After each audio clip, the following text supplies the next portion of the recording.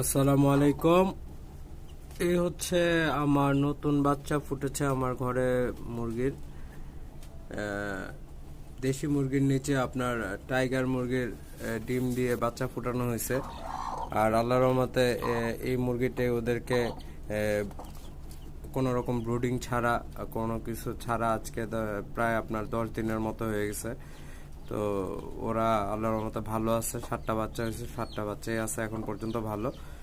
তো ওদের জন্য দোয়া করবেন, ওরা যেন সুস্থ সবল থাকে। আর ওদেরকে আমি একদম অর্গানিক উপায়ে বড় করার চিন্তা ভাবনা আছে।